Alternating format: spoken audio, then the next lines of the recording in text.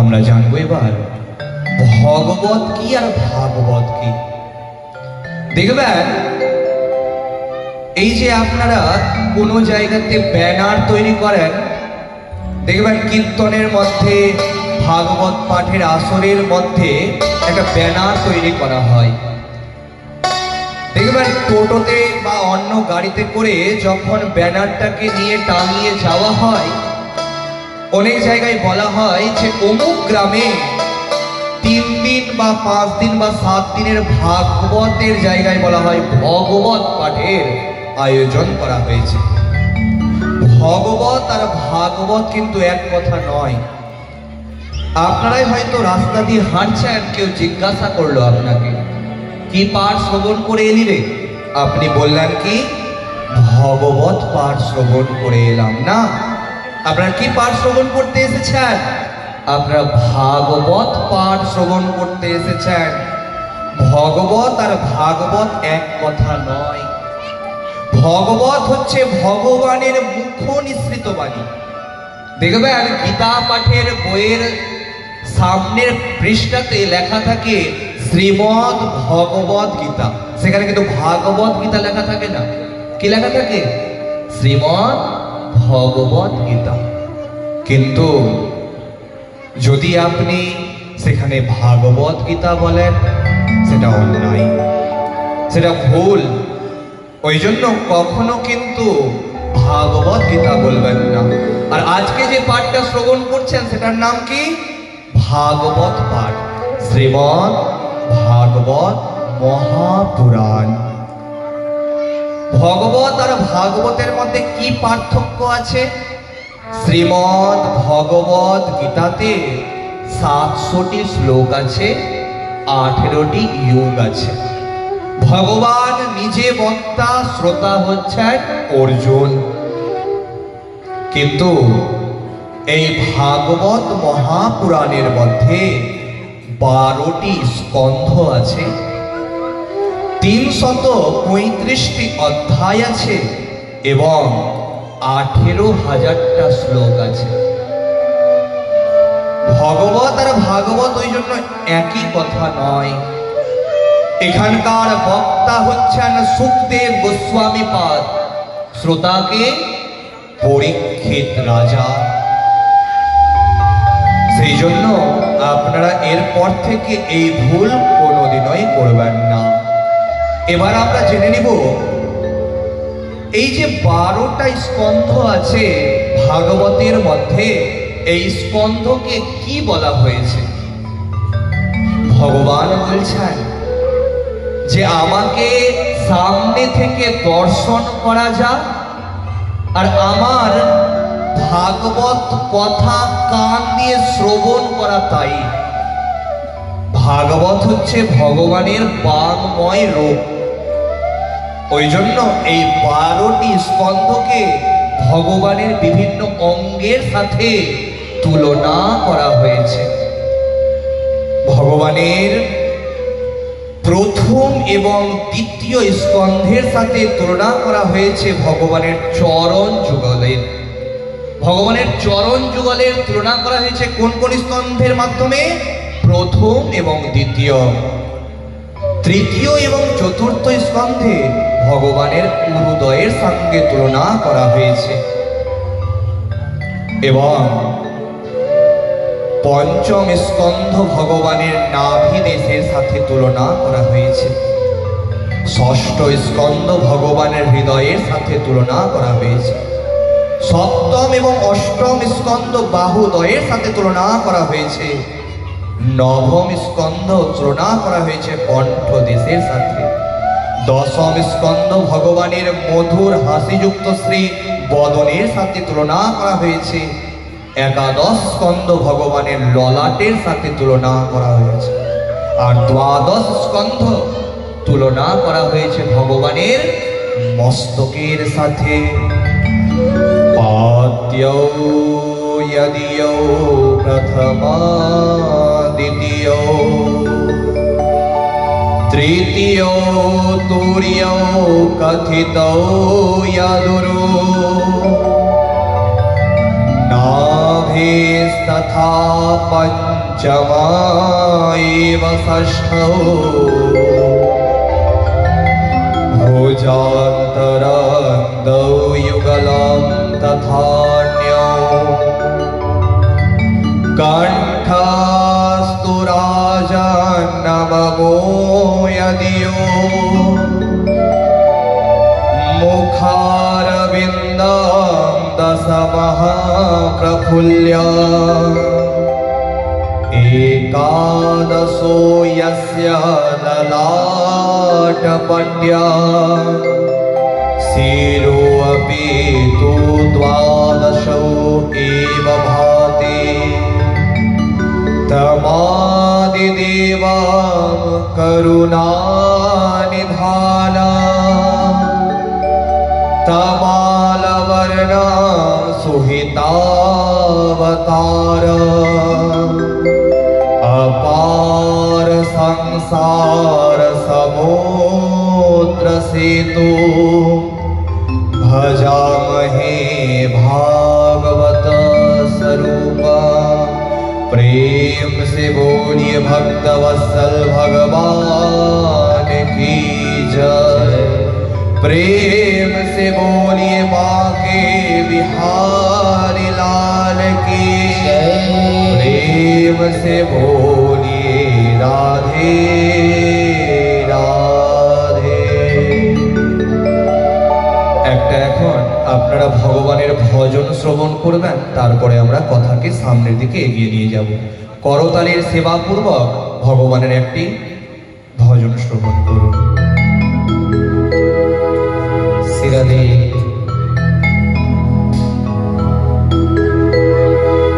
রাধে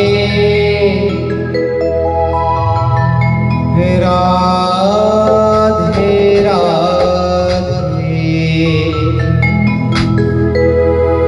গোবিন্দ রাধে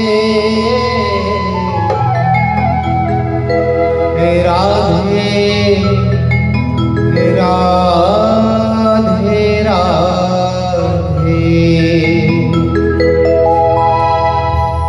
राधे राधे राधे गोविंद राधे राधे राधे राधे गोविंद राधे राधे राधे राधे गोविंद राधे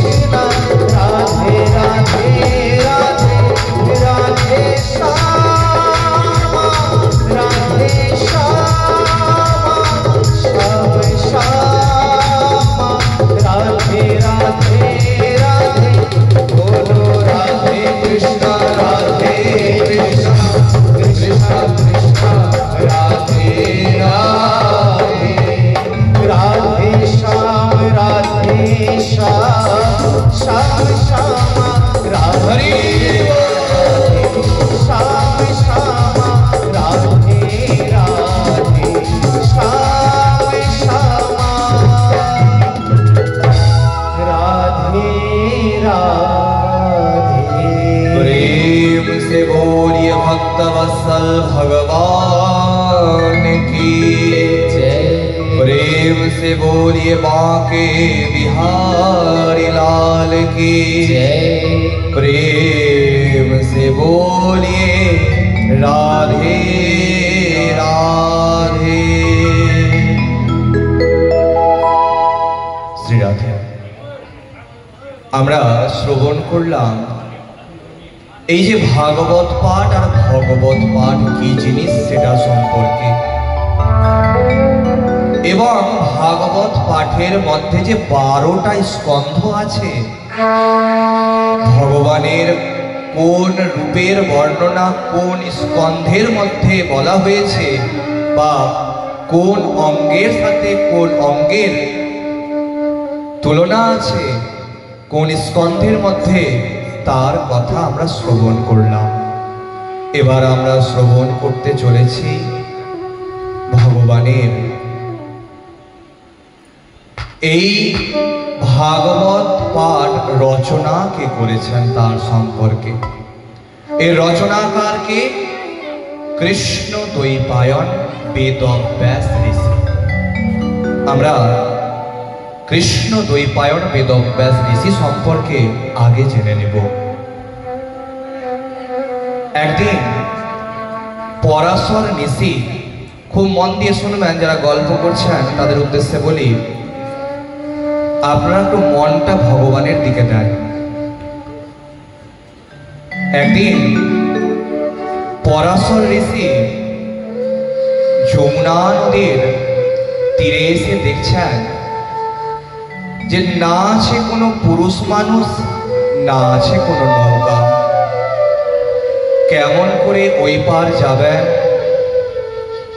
চারিদিকে তাকাতে তাকাতে দেখতে পাচ্ছেন দূরে এক নারীকে।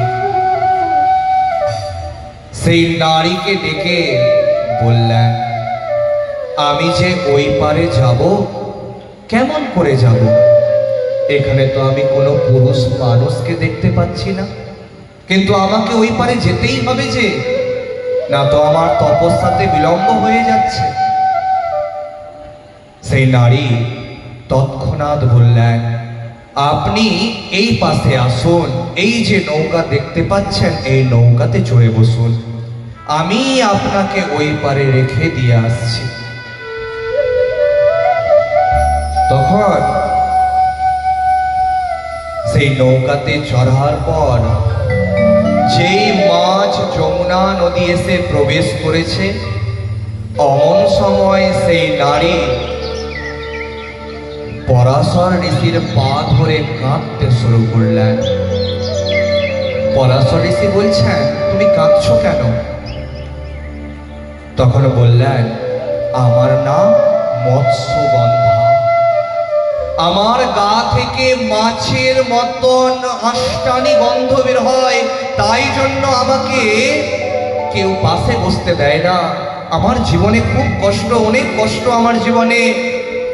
আমাকে তাই নদী পারাপারের কাজে রেখে দিয়েছে আমার পরিবার। আমি শুনেছি যে তপস্যার অনেক বল, অনেক শক্তি। আপনি আপনার তপস্যা বলে আমাকে উদ্ধার করুন, আমার এই শাপ থেকে, অভিশাপ থেকে আমাকে উদ্ধার করুন। পরাশর ঋষি তার যোগ বলে জানতে পারলেন তিনি ছিলেন পূর্ব জন্মে অপ্সরা। আর স্নান করতে গিয়ে এক ঋষির কোলের মধ্যে মাছ ফেলে দেওয়াতে সেই ঋষি অভিশাপ দিয়েছিলেন যে যা, তোর গা থেকে মাছের মতন আষ্টানি গন্ধ বের হবে, আর তোকে পাশে বসতে কেউ দিবে না, তোর সঙ্গে কেউ ভালো ব্যবহার করবে না। আপনি কি পারেন না আমার এই অভিশাপ থেকে আমাকে উদ্ধার করতে? পরাশর ঋষি তখন বললেন, পারবো ঠিকই, কিন্তু এতে তোমার সমস্যা আরো বৃদ্ধি পাবে। বলছে যে আপনি আমাকে আশীর্বাদ করবেন, তাতে সমস্যা কেমন করে বৃদ্ধি পাবে? দেখো, ভগবান সব কিছু আগে থেকেই ঘটিয়ে রেখেছেন যে কখন কি ঘটবে। তোমাকে আমি আমার যোগ বলে একটা পুত্র সন্তান প্রদান করব, যে সন্তান মহাভারত রচনা করবে, মহাপুরাণগণ রচনা করবে, উপপুরাণ রচনা করবে, এমন এক সন্তান তোমাকে আমি প্রদান করব। যে না না, আমি তো কুমারী, এই কুমারী অবস্থাতে আমি সন্তান নিয়ে যদি আমি যাই বাড়িতে, তবে কেউ আমাকে সতী বলবে না, আমাকে কলঙ্কিনী বলবে। নারীর জীবনে অনেক কষ্ট, আমি মুখ দেখাতে পারবো না। তখন বললেন, দেখো, যা বিধাতা লিখে দিয়েছেন তা তো হবেই। একদিনে কোন সন্তান কিন্তু একদিনে জন্মগ্রহণ করে না মা, আপনারা জানেন প্রত্যেকে।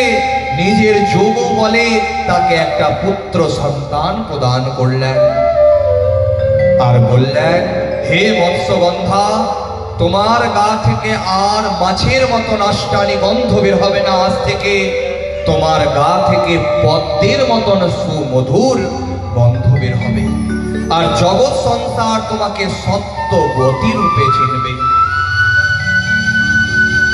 কিন্তু কুমারী অবস্থাতে কি করবেন? সেই সন্তানকে তো আর নিজের বাড়ি নিয়ে আসতে পারবেন না। তাই সেই সন্তানকে যমুনা নদীর একটা চরের মধ্যে, দ্বীপের মধ্যে সেই সন্তানকে রেখে দিয়ে সেখান থেকে তিনি বাড়ি চলে আসেন। সেই সন্তানের নাম হয় কৃষ্ণ দ্বৈপায়ন। কৃষ্ণ মানে হচ্ছে কালো, আর দ্বৈপায়ন মানে হচ্ছে কোনো এক দ্বীপে জন্মগ্রহণ করেছিলেন বলে তার নাম হচ্ছে দ্বৈপায়ন। আর কি নাম? বেদব্যাস। বেদ 4 প্রকার, ঋক, সাম, যজু, অথর্ব। এই 4 প্রকার বেদের বিভাজন করেছিলেন এই কৃষ্ণ দ্বৈপায়ন, তাই তার নাম হচ্ছে বেদব্যাস। ব্যাস শব্দের অর্থ হচ্ছে বিভাজন করা, তাই নাম হচ্ছে বেদব্যাস। আরেকটা নাম আছে, অনেকেই জানে না, নামটা হচ্ছে বাদরায়ণ ঋষি। এই বেদব্যাস ঋষির নাম। দেখবেন মায়েরা, সরস্বতী পুজোর আগে কিন্তু কুল খেতে হয় না। আপনার সন্তান যদি আপনাকে এসে বলে, মা আমি সরস্বতী পুজোর আগে কুল খাবো না কেন, মারা উত্তর দেয়, বাবুরে, কুল খেতে গেলে তুই পরীক্ষায় রেজাল্টটা ভালো করবি না, পরীক্ষায় পাস করতে পারবি না, ইত্যাদি বলে না। কিন্তু কারণ আলাদা আছে। কি কারণ আছে শুনবেন তো?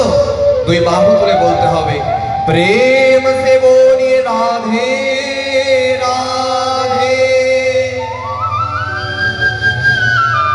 একদিন এই বেদব্যাস ঋষি কুলের একটা বীজ মাটির মধ্যে পুঁতে সংকল্প নিলেন যে আমি সংকল্প গ্রহণ করছি, এই কুলের বীজ থেকে যবে চারা গাছ হবে, চারা গাছ থেকে বড় গাছ হয়ে কুল পেকে যেদিন আমার গায়ে এসে পড়বে, আমি সেই দিন আমার তপস্যাকে ভঙ্গ করব। দেখুন কত বড়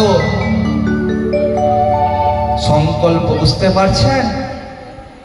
কিন্তু আমরা তো জপ করব রাস্তাতে পায়ে জুতা পরে হেঁটে হেঁটে। কেন? আমার অমুক গুরুদেব বলেছে জুতা পরে পরে হেঁটে হেঁটেও জপ করা যায়, ঘুমিয়ে ঘুমিয়েও জপ করা যায়, খেতে বসে বসেও জপ করা যায়। না মায়েরা, খুব মন দিয়ে শুনবেন, কিন্তু জপ করার নিয়ম আছে। মালা জপ করার কিন্তু নিয়ম আছে। শুদ্ধ বস্ত্র না ছাড়া মালা জপ করা যায় না। এখন আপনারা দেখতে পাবেন, এখন নতুন নতুন অনেক বৈষ্ণব হয়েছে। কেমন বৈষ্ণব? হাতে করে গোপু সোনাকে নিয়ে নিয়ে ঘুরে রাস্তায় রাস্তায়। গোপু সোনাকে আমি প্যান্ডেল দেখাতে নিয়ে এসেছি, গোপু সোনাকে আমি ভগবানকে দেখাতে নিয়ে এসেছি। তিনি ভগবান আর ও ভগবানকে দেখাতে নিয়ে গেছে। দেখবেন প্রতি গ্রামে গ্রামে 1-2টা থাকে। আর আমার এইসব কথা শুনে তাদের খুব জ্বলন হয়, জানেন? এত বড় বড় লাড্ডু গোপাল কিনছে মানুষ, কিনে কি করছে? কোলে করে নিয়ে নিয়ে ঘুরছে, হোটেলে যাচ্ছে খেতে, ওই গোপু সোনাকে সাথে করে নিয়ে যাচ্ছে। কে কোন পাতাতে, কোন হাতে, কোন বস্ত্রে খেয়েছে, ওইখানে বসিয়ে দিচ্ছে চেয়ারের মধ্যে। না মায়েরা, এটা আগেকার দিনের ভক্তি না, এটা নতুন ভক্তি। এখন পুতুলের মতন গোপু সোনা হয়েছে, জানেন? পুতুলের মতন, যেমনি ছোট বাচ্চার পুতুলগুলো খেলাধুলা করে না, সেই পুতুলের মতন গোপু সোনা হয়েছে। বড় বড় মহিলারা, মায়েরা, বাবারা সেই গোপু সোনাকে নিজের সন্তান মনে করে ঘুরতে নিয়ে যাচ্ছে মেলাতে। না মায়েরা, এটা দেখানো ভক্তি, এটা সত্যিকারের ভক্তি নয়। ভগবান আপনাকে চোখ দিয়েছে বলে আপনি দেখতে পাচ্ছেন, ভগবান আপনাকে হাঁটার সামর্থ্য দিয়েছে বলে আপনি হাঁটতে পারছেন। গীতার মঙ্গলাচরণের মধ্যে লেখা আছে, মুকম করোতি বাচালম পঙ্গুম লঙ্ঘয়তে গিরিম ইয়ৎকৃপা তমহং বন্দে পরমানন্দ মাধবম। অর্থাৎ ভগবানের যদি, গোবিন্দের যদি কৃপা থাকে, যে পঙ্গু, যে হাঁটতে চলতে পারে না, সেও কিন্তু গিরিপথ অর্থাৎ পাহাড় পর্বতও কিন্তু অতিক্রম করতে পারে। যে মুখে কথা বলতে পারে না, সে বাচাল তুল্য। বাচাল মানে আমরা কাকে বাচাল বলি? যে অতিরিক্ত কথা বলে, সে বাচাল তুল্য কথা বলতে পারে। ভগবানের কৃপা ছাড়া একটা পাতাও নড়তে পারে না। ভগবান শিশুপালের 100টা পর্যন্ত ভুল মাফ করেছিলেন, কিন্তু শেষবার কি হয়েছিল? তার বিনাশ হয়েছিল। ওই জন্য দয়া করে আপনাদের কাছে করজোড়ে অনুরোধ, কখনো নিজের সন্তানকে হাতে গোপু সোনাকে ধরিয়ে বলবেন না যে বাইরে থেকে ঘুরিয়ে নিয়ে আয়। না মায়েরা, এটা কখনো ভক্তি নয়। কারণ আপনি সব সময় শুদ্ধ বস্ত্রে থাকতে পারবেন না। আপনি যে বস্ত্র পরে বাথরুমে যাবেন, সেই বস্ত্র পরে আপনি সেবা করতে পারবেন না। কিন্তু আপনি রাস্তাঘাটে সেই গোপু সোনাকে নিয়ে নিয়ে ঘুরছেন। লক্ষ্য করবেন, রথযাত্রা হবে, যাবেন মালদা, রাস্তায় দেখবেন ছোট বাচ্চাকে যেমন করে ঠেলা গাড়িতে করে নিয়ে যায়, সেরকম গোপু সোনাকে বসিয়ে নিয়ে যাচ্ছে ঠেলা গাড়িতে করে। অনেকজন এসে এসে প্রণাম করছে। তাকে যদি বলা হয় যে নিয়ে যাচ্ছে, গীতার একটা শ্লোক শোনা তো দেখি, পারবে না। তাকে যদি বলা হয় গীতার একটা শ্লোক শোনা, পারবে না। কেন নিয়ে যাচ্ছে বলুন তো? এখন রিলস ভিডিও করছে। গোপু সোনা সোনা আজকে আমার বিরিয়ানি খেলো। আপনি যে প্রতিদিন বাড়িতে পুজো করেন, আপনি ভিডিও করেন, পোস্ট করেন না, কিন্তু এখন শুরু হয়েছে। ওই জন্য আপনাদের কাছে করজোড়ে অনুরোধ যে এই রকম ভক্তি কেউ দয়া করে করবেন না। তো সেই বেদব্যাস ঋষি সংকল্প নিয়েছেন যে কুলের বীজ থেকে আগে চারা গাছ হবে, চারা গাছ থেকে বড় গাছ হয়ে ফুল পেকে যেদিন আমার গায়ে এসে পড়বে, সেই দিন আমি আমার তপস্যা ভঙ্গ করব। এমন একটা দিন এলো, যেই দিনটা হচ্ছে, তিথিটা হচ্ছে কোন তিথি? শুক্লা পঞ্চমী তিথি। যে তিথিতে সরস্বতী দেবী এসে বেদব্যাস ঋষিকে আশীর্বাদ প্রদান করলেন। ওই জন্য লক্ষ্য করবেন, সরস্বতী পুজো কোন দিন হয়ে থাকে?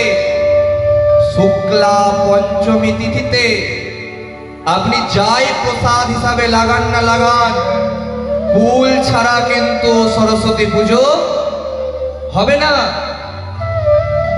আপনার বাড়িতে যদি 2 দিন পরে সত্যনারায়ণ পুজো থাকে, আর 2 দিন আগে যদি আপনি বাজার করেন, আপনার সন্তান যদি বলে মা আমি কি খাবো, তখন আপনি বলবেন বাবুরে পুজোটা হয়ে যা, তারপরে প্রসাদ খাস বাবু। ভোগ আর প্রসাদের মধ্যে কিন্তু পার্থক্য আছে। ভোগ হচ্ছে যতক্ষণ ভগবান গোবিন্দকে নিবেদন করা হয়নি ততক্ষণ, কিন্তু যখনই গোবিন্দকে নিবেদন করা হয়ে গেল সেটা হয়ে গেল প্রসাদ। আমরা কেউ ভোগ খাই না। দেখবেন অনেক মন্দিরে এসে ভক্তরা বলে একটু ভোগ দেন তো, না, আমরা কি নেই, প্রসাদ গ্রহণ করি। সেই স্থানে অনেকগুলো কুল পড়ে পড়ে সেই স্থানটা কুলের একটা বন তৈরি হলো। কুলকে সংস্কৃতে বলা হয় বদরী ফল।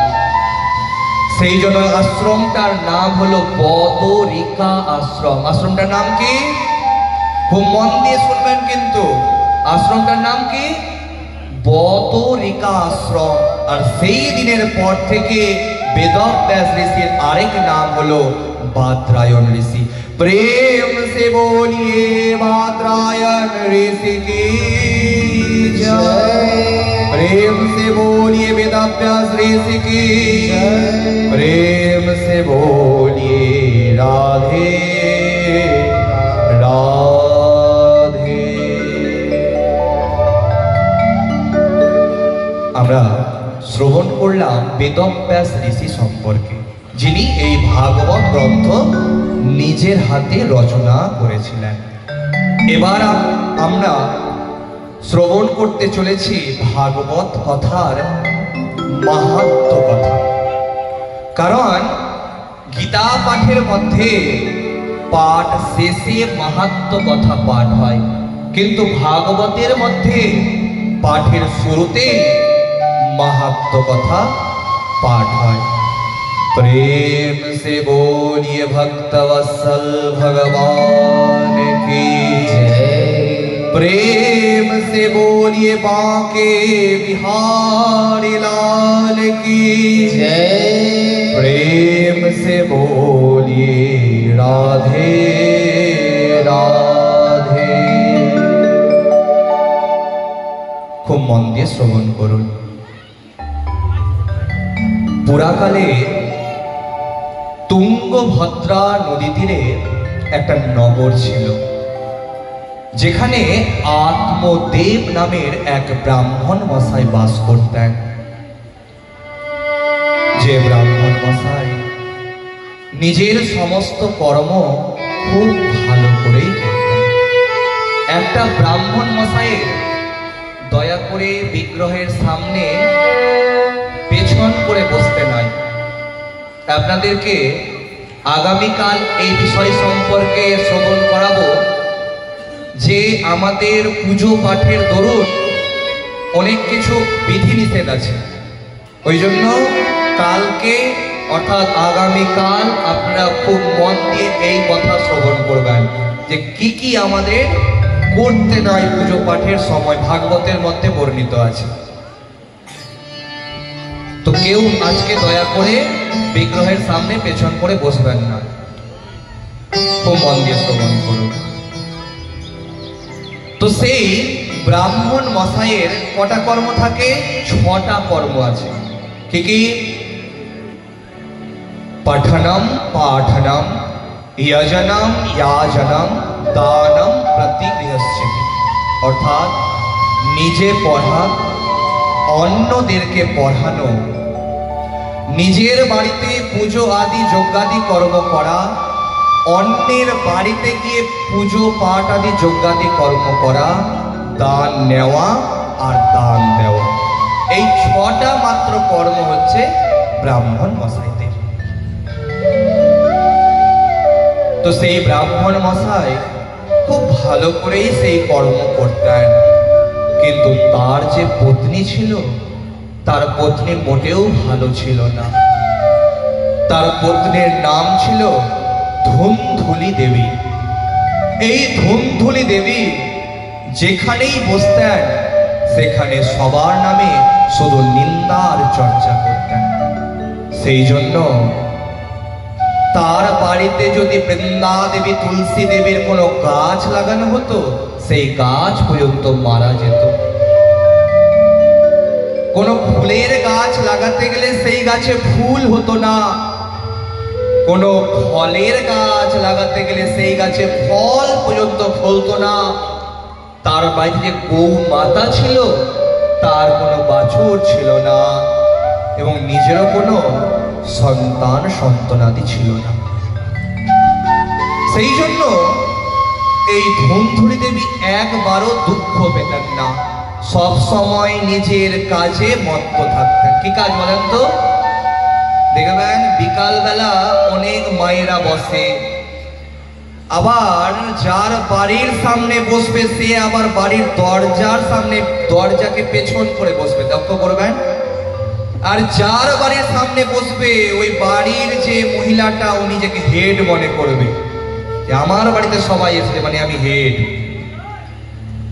সন্ধ্যা পড়ে গেছে, সন্ধ্যা দিতে হবে না, কোনো দিকে কোনো নজর নাই, ওই পাশের বাড়ির নিন্দা চর্চাটা হচ্ছে, এখন ওঠা যাবে না, সন্ধ্যা পরে দেওয়া যাবে। আপনারা শুনুন বেশি করে যে এই নিন্দা চর্চা করার কারণে এই ধুন্ধুলি দেবীর কেমন অবস্থাটা হচ্ছে।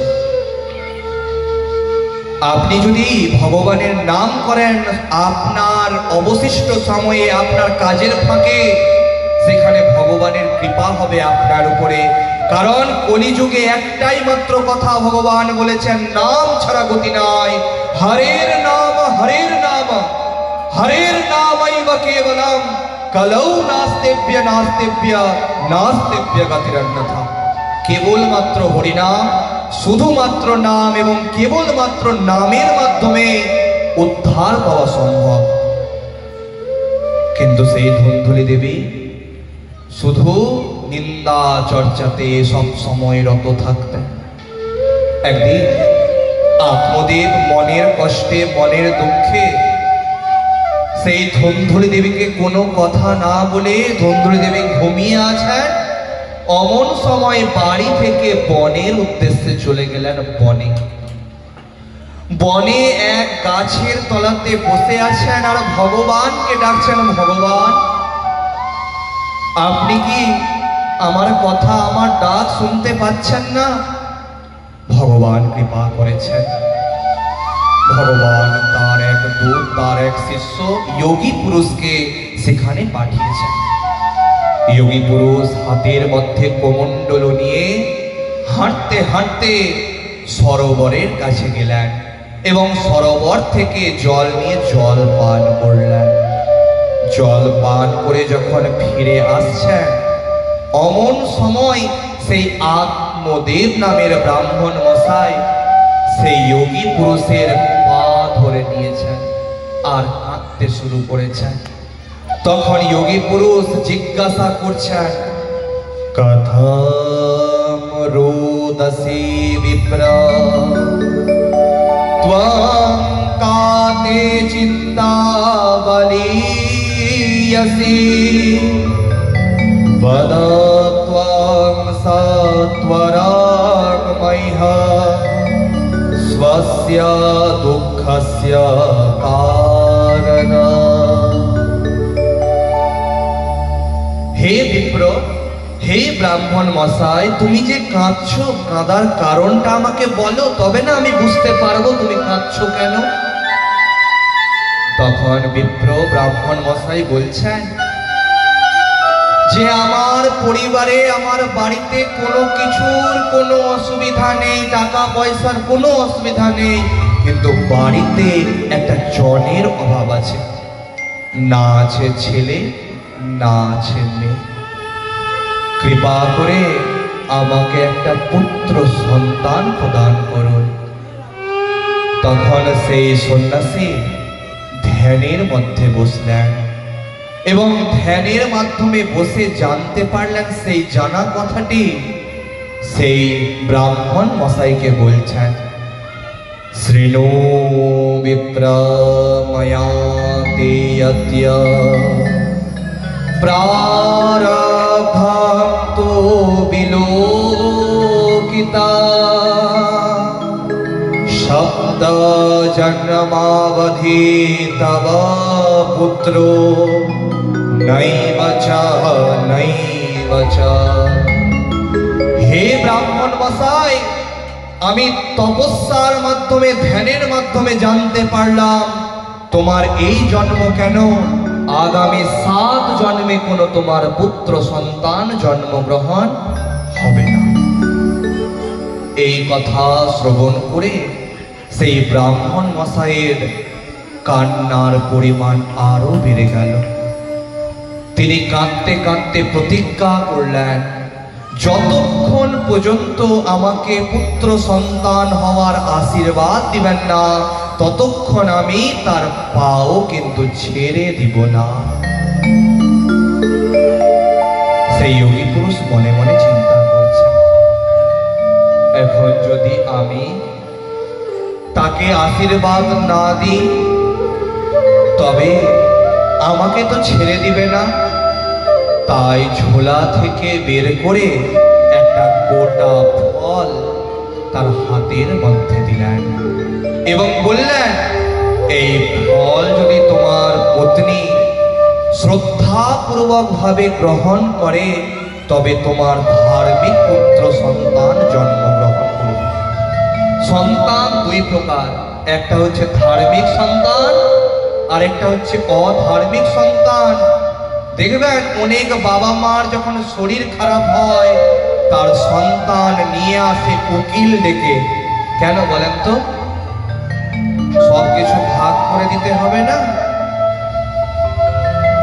চিন্তা করে দেখুন।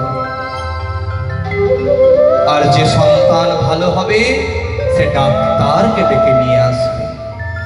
সন্তান যদি ভালো হয় তার পিতা মাতাকে কুড়ে ঘর থেকে দালান ঘর তৈরি করে মন্দিরের ভগবানের মতন সেবা করবে।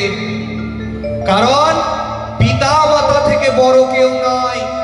পিতা স্বর্গ, পিতা ধর্ম, পিতা হি পরমং তপ, পিতরি প্রতিমা পন্নে প্রিয়ন্তে সর্বদেবতা।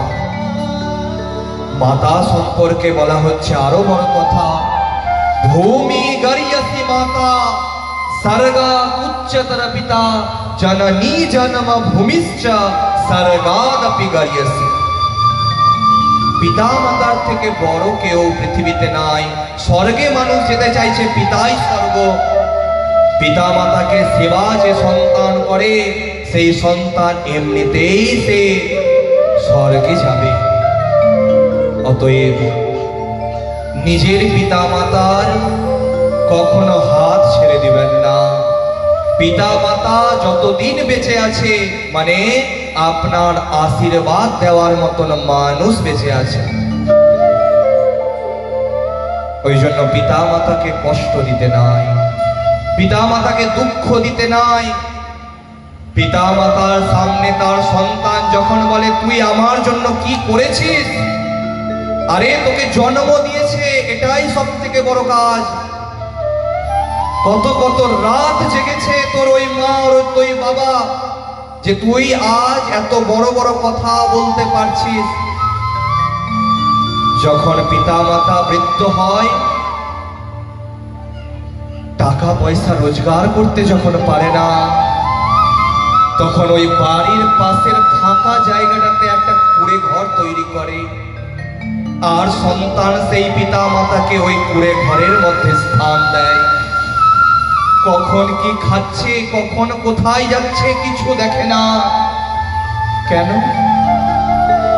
2 মুষ্টি চাল তার কাছে অনেক বড় এখন সন্তানের কাছে। ওই আমার বড় দাদা দেখে না তো আমি ছোট কেন দেখতে যাব? আমার কেন একার খরচ হবে? পিতা মাতা কখনো তার সন্তানকে পালন করার সময় খরচ দেখেনি। সে যতটুকু রোজগার করেছে ততটুকু রোজগারের মধ্যে তার সন্তানকে লালন পালন করেছে। দুর্গা পুজোতে নিজের জন্য পোশাক কিনেনি, শাড়ি কিনেনি, আজ সেই সন্তান সবার জন্য শাড়ি কাপড় কিনতে পারছে, নিজের মার জন্য বাবার জন্য একটা কাপড় কিনতে পারছে না। সেই সন্তান থাকার থেকে না থাকা অনেক ভালো। এই আত্মদেব শেষে বলবেন যে আমার যদি সন্তান না হতো আমি খুব ভালো থাকতাম। কেন? আজ যদি আপনার সন্তান না থাকে আপনার কারো প্রতি আশা থাকবে না। আপনি জানবেন ভগবান আমাকে এমনি তৈরি করেছে, কিন্তু যদি আপনার সন্তান থাকে আপনি তো ভাববেন যে আমার শেষ পরিস্থিতিতে যখন আমি হাঁটতে চলতে পারবো না তখন আমাকে সেবা করবে আমার সন্তান। যখন সেই সন্তান মায়ের কোলের মধ্যে বাথরুম করে দেয়, সেই সন্তানকে কখনো তার মা ফেলতে পারে না, কিন্তু সেই মাতা যখন বিছানার মধ্যে পড়ে থাকে, পেচ্ছাপ পায়খানা করে, তখন তার স্থান হয় বারান্দার এক কোণে। কোনো ক্যাথাও জুটে না কপালে তার। না মায়েরা, না বাবারা, নিজের পিতা মাতাকে কখনো কষ্ট দিবেন না মায়েরা। না তো আপনি যেই স্থানে তীর্থস্থানে চলে যান, কোনো তীর্থস্থানে গিয়ে কোনো ফল পাবেন না। প্রেম সে বলিয়ে ভক্তবৎসল ভগবান কি জয়। প্রেম সে বলিয়ে বাঁকে বিহাरी लाल की जय। प्रेम से बोलिए राधे राधे। তখন সেই ফল নিয়ে ছুটতে ছুটতে আত্মদেব চললেন তার পত্নীকে দেওয়ার জন্য। বাড়ি আসতেই চিৎকার করে ডাকছেন, ওগো শুনছো? দেখো দেখো তোমার জন্য কি নিয়ে এসেছি দেখো। ঘরের ভিতর থেকে আওয়াজ আসছে, কি হয়েছে, এত চিৎকার কেন করছো? দেখবেন অনেকের বাড়িতে স্বামীর গলার আওয়াজ থেকে তার পত্নীর গলার আওয়াজ হয় বেশি। সে মনে করে যে আমার পরিবারে আমি মেন। কিন্তু একটা কথা মাথায় রাখবেন, সম্মান দুজনারই আছে একটা পরিবারে, স্বামীরও যেমন আছে স্ত্রীরও তেমন আছে। কিন্তু যদি আপনি মা হয়ে মেয়ে হয়ে যদি আপনার পরিবারে আপনি কি করেন জানেন, শাসন করেন, তবে আপনার পরিবার কিন্তু কখনো সুখের হতে পারে না। সত্যি কথা। আপনি যদি আপনার পরিবারকে শাসন করেন, আপনার উপরেই যদি সংসার চলে, আপনার পরিবার কখনো সুখ শান্তি পাবে না। কাজ ভাগ করে দেওয়া আছে। এখন পুরুষ আপনার স্বামীর মুখের উপরে আপনি কথা বলছেন, আপনার বাড়িতে আপনার স্বামীর কোনো বন্ধু এসেছে, সেখানে আপনার স্বামীর বন্ধু কি মনে করবে জানেন? যে আমার বন্ধু একদম খারাপ পরিস্থিতির মধ্যে আছে। তো সেখানে ধুমধুলি দেবী বলছেন, কি হয়েছে, এত চিৎকার কেন করছো? দেখো দেখো তোমার জন্য ফল নিয়ে এসেছি। দেখো আমার বাড়িতে কি ফলের অভাব আছে? তুমি একটা ফল নিয়ে এসেছো আমার বাড়ি। দেখো এই ফলটা কোনো সাধারণ ফল নয়। এই ফল খেতে গেলে তোমার ধার্মিক পুত্র সন্তান হবে। তুমি এই ফলটা অবশ্যই গ্রহণ করো। আমার একটু কাজ আছে, আমি একটু বের হচ্ছি ঘর থেকে, তুমি কিন্তু ফলটা খেয়ে নিও। এদিকে সেই ফলটা নিয়ে বসে আছেন বাড়ির বারান্দাতে, যে খাবেন কি খাবেন না। অমন সময় তার এক সই এসেছে। সই মানে হচ্ছে বান্ধবী। সই এসে বলছে, কি ব্যাপার, তোকে খুব চিন্তিত মনে হচ্ছে। এতদিন তো তুই লোককে চিন্তায় রাখতিস। লক্ষ্য করবেন, যারা নিন্দা চর্চা করে তাদের কাছে কেউ কোনো কথা বলতে ভয় পায়, কিন্তু চামড়ার মুখ, মনের কথা বের হয়েই যায়। আর সমস্ত নারীর প্রতি কিন্তু যুধিষ্ঠির মহারাজের অভিশাপ আছে। কেন আছে জানেন? যখন কর্ণ মারা যায়, যখন তার নামে পিণ্ড দিবে, তখন যুধিষ্ঠির মহারাজ বলছেন, যদি একবার বলতে মা যে এই কর্ণ আমারই দাদা, তবে কিন্তু এই কাজ হতো না, এই অধর্ম হতো না। হে মা, শুধু তোমাকে নয়, আমি সমস্ত নারী জাতিকে অভিশাপ দিচ্ছি যে আজকের পর থেকে নিজের মনের কথা কখনো নিজের মনের মধ্যে গোপন করে রাখতে পারবে না কোনো নারী। তখন সেই ধুন্ধুলি দেবীকে বান্ধবী বলছেন, কি হয়েছে বল, আমাকে সব কথা খুলে বল। দেখ না, আমার স্বামী আমাকে একটা ফল দিয়েছে রে, আর বলেছে এই ফল খেতে গেলে আমার পুত্র সন্তান হবে। আচ্ছা তুই বলতো, ফল খেতে গেলে কি কখনো পুত্র সন্তান হয়? তখন তার বান্ধবী বলছেন, তুই সেই দিনের কথা মনে কর যেই দিন তোর স্বামী তোকে বিবাহ করতে গিয়েছিল তোর বাড়ি। লক্ষ্য করবেন, আপনারা বিয়ে দেওয়া দেখেছেন এবং আপনাদেরও বিয়ে হয়েছে। মেয়ের হাতের উপরে, অর্থাৎ ছেলের হাতের উপরে মেয়ের হাত, আর তার উপরে মেয়ের বাবার হাত রেখে মেয়ের পিতা কি করে, কন্যাকে সম্প্রদান করে। সেই সময় মেয়ের পিতা বলে যে এতদিন থেকে আমার মেয়ের সকল দুঃখ কষ্ট সুখের দায়িত্ব ছিল আমার উপরে, আজ থেকে আমি সেই দায়িত্ব তোমার হাতে, কার হাতে বলেন তো, মেয়ের স্বামীর হাতে তুলে দিলাম। যে স্বামী তোর সকল দুঃখ কষ্ট এবং আজীবন তোকে ভরণ পোষণ করার দায়িত্ব গ্রহণ করে তোকে নিয়ে এসেছে, তার একটা কথা তুই শুনতে পারছিস না? তুই ফলটা তুই অবশ্যই খেয়ে নে। তিনি বলছেন, এই ফলটা যদি আমি খাই আর আমার গর্ভে যদি সন্তান আসে, আমি শুনেছি লোকের মুখে যে গর্ভের মধ্যে সন্তান এলে ঘুমাতে অসুবিধা হয়, খেতে অসুবিধা হয়, হাঁটতে চলতে অসুবিধা হয়, তাই আমি ভাবছি ফলটা খাবো না, আমি এমনি থাকবো।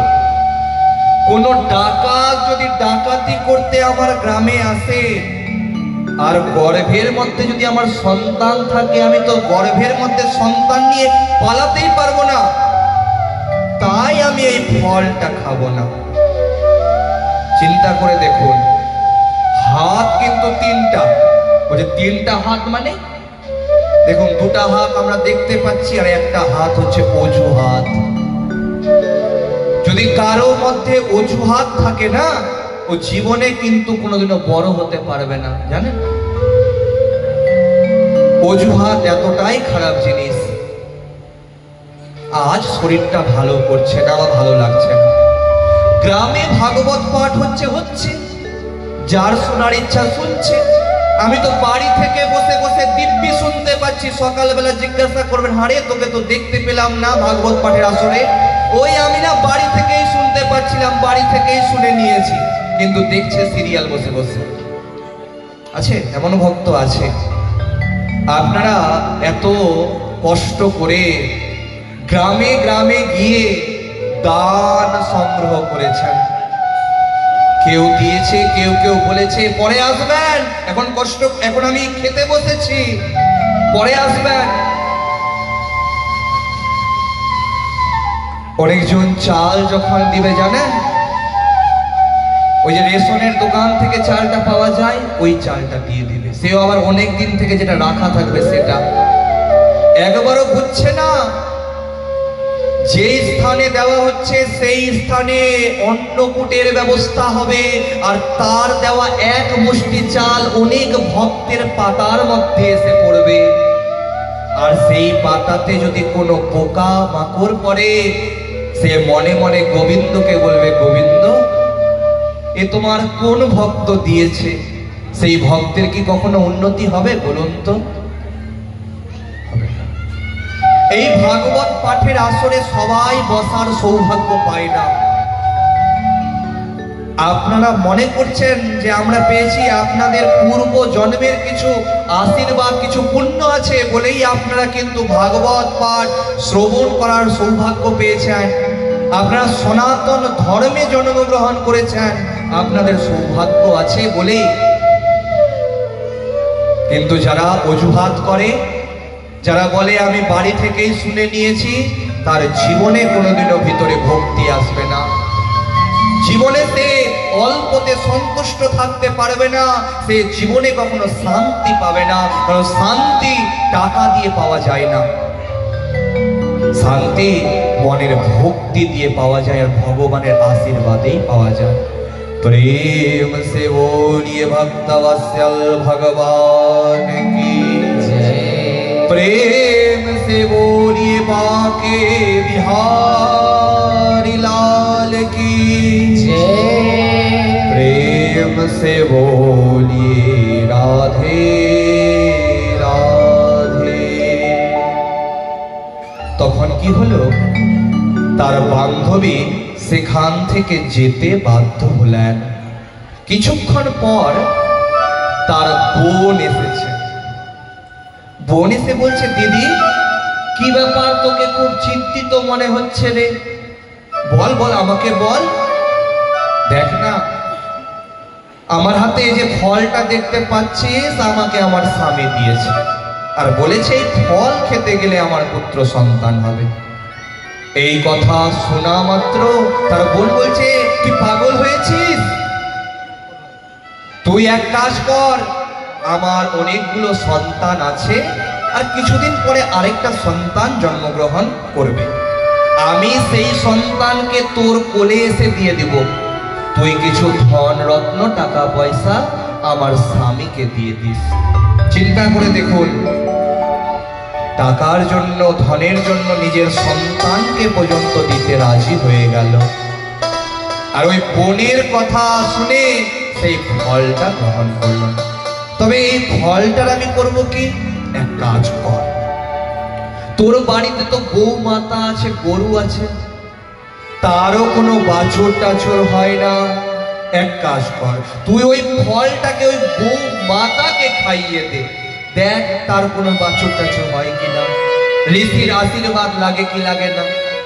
বোনের কথা শুনে ঋষির আশীর্বাদ যুক্ত ফলটাকে কি করলেন বলুন তো, ওই গরুটাকে খাইয়ে দিলেন।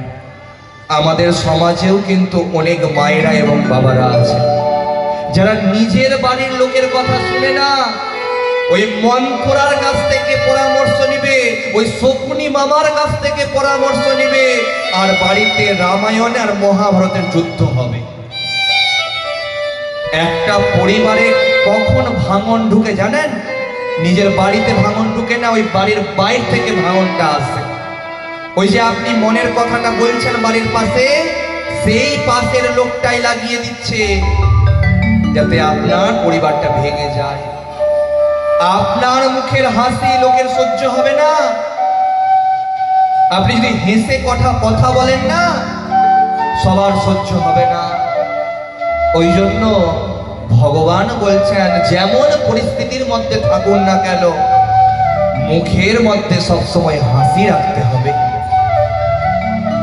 যদি লক্ষ্য করবেন, ক্যামেরাম্যান যখন কারো ছবি তুলে কি বলে বলুন তো, একটু হাসুন না, দেখবেন তখন হাসবেন তো ছবিটা ভালো আসে। আপনি যদি আজীবন আনন্দে থাকেন না, আপনার শত কষ্টে শত দুঃখে ভগবান বলবে যে এই কষ্টকে সে আপন করে নিয়েছে, যা তাকে আমি সুখী প্রদান করে দিচ্ছি। প্রেম সে বলিয়ে ভক্তবৎসল ভগবান কি জয়। प्रेम से बोलिए बांके बिहारी लाल की जय। प्रेम से बोलिए राधे राधे। তখন সেই ধুন্ধুলি দেবীটা তার বোনের কথা শুনে সেই ফলটাকে গৌ মাতাকে খাইয়ে দিলেন। এদিকে কিছুদিন পর নিজের স্বামীকে তো দেখাতে হবেই যে আমার গর্ভের মধ্যে সন্তান আছে, কাপড়ের পুঁটুলি বেঁধে আর পেটের মধ্যে ঢুকিয়ে রাখছে। কেন বলেন তো? স্বামীরা তো বুঝে যাবে যে গর্ভে সন্তান নাই। এরকম করতে করতে একদিন রাত্রেবেলা তার বোন এসে নিজের সন্তানকে দিয়ে গেলেন, আর বললেন, দিদি তোর তো দুগ্ধ উৎপন্ন হবে না, এই সন্তানকে আমি মানুষ করব, তুই সবাইকে বলে দিস যে আমার সন্তান অর্থাৎ বোনের সন্তান 6 মাসে নষ্ট হয়ে গেছে। সকালবেলা ঘুম থেকে উঠে সবাইকে ডাকছে, দেখো দেখো দেখো আমার পুত্র সন্তান হয়েছে দেখো। তার স্বামী আত্মদেব জানতেন যে ঋষির আশীর্বাদ কখনো মিথ্যা হবে না, অবশ্যই সত্যি হবে। সেই জন্য অনেক সাধু গুরু বৈষ্ণবদের সেবা দিতে ডাকলেন। সবাই সেবা করার পর তাদের ভোজন দক্ষিণা দিলেন, সবাই আনন্দে বাড়ি গেলেন। ঠিক 3 মাস পর সেই গরুর গর্ভ থেকে, গৌ মাতার গর্ভ থেকে একটা পুত্র সন্তানের জন্ম হলো, যার কান ছিল গরুর কানের মতন, সেই জন্য তার নাম হলো গোকর্ণা। বলিয়ে গোকর্ণ মহারাজ কি। ধুন্ধুলি দেবী বলছেন যে আমি আমার সন্তানের নাম নিজের নাম অনুসারে রাখবো।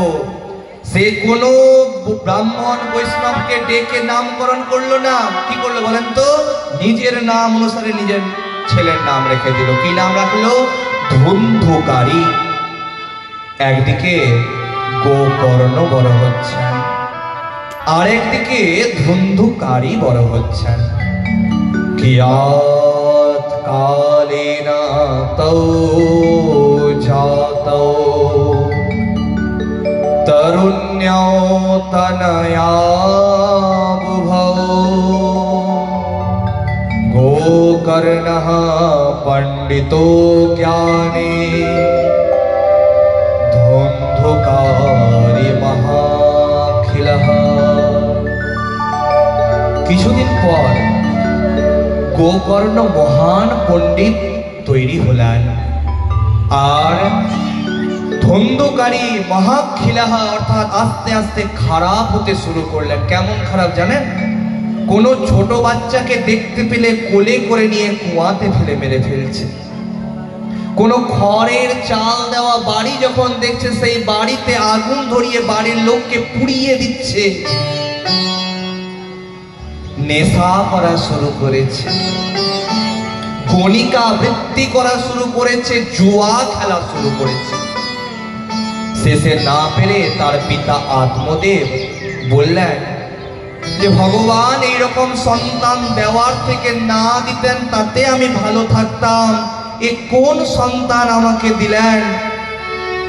বন্ধুত্বং তো সমীচীনা কুপুত্র দুঃখদায়কঃ। বলছে কুসন্তান থেকে নিঃসন্তান অনেক গুণ ভালো। আপনার বাংলাতে এই প্রবাদ সবাই শ্রবণ করেছেন, কিন্তু কথাটা কার জানেন? এই আত্মদেবের কথা। সেই ধুন্ধুকারী এমন সন্তান যে যদি ভগবান সন্তান আমাকে না দিত তো খুব ভালো করতো, কেমন সন্তান দিলেন যেখানে আমাকে শুধু অপমান সহ্য করতে হচ্ছে। তখন সেই আত্মদেব সন্ন্যাস ধর্ম গ্রহণ করলেন। এদিকে বাড়িতে থাকলেন মাত্র 2 জন, ধুন্ধুকারী আর তার মাতা ধুন্ধুলি দেবী। গোকর্ণ বিভিন্ন তীর্থ স্থানে ভ্রমণ করতে বেরিয়ে পড়লেন।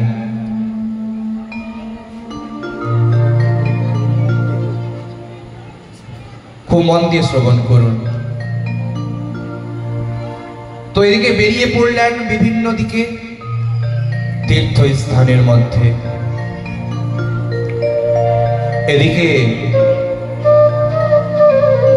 ধুন্ধুকারী 5 জন খারাপ নারীকে বিবাহ করলেন। কজনকে? 5 জনকে। 5 জন নারী বাড়িতে এসে এমন নিজের শাশুড়ি মাকে অত্যাচার শুরু করলেন যে সেই শাশুড়ি মা, সেই ধুন্ধুলি দেবী কুয়ার মধ্যে লাফ দিয়ে আত্মহত্যা করলেন। এই যে আমাদের সমাজে বাড়ির আশেপাশে যারা নিন্দা চর্চা করে না, তাদের বাড়িটা একটু গিয়ে দেখবেন তারা কেমন সুখে আছে। নাই মায়েরা, লোকের যে খারাপ চায় তার নিজের কখনো কিন্তু ভালো হয় না। ওই জন্য সবার ভালো চান, ভগবান আপনার ভালো করবে। আমাদের নিজেদের ওই জন্য কোনো ভালো করার মন্ত্র নাই। সর্বে ভবন্তু সুখিনঃ, সর্বে সন্তু নিরাময়াঃ, सर्वे भद्राणि पश्यन्तु মা কশ্চিৎ দুঃখিয়া ভাগ হবে।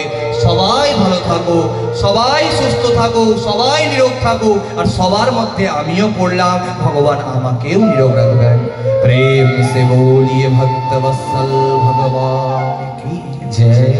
আপনারা একটা ভজন শ্রবণ করুন ভগবানের, তারপরে কথাকে আমরা সামনের দিকে এগিয়ে নিয়ে যাব।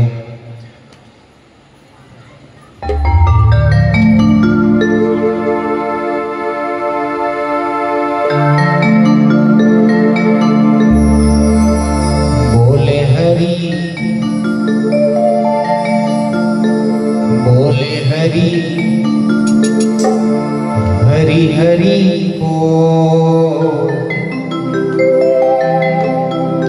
केशव माधव गोविंद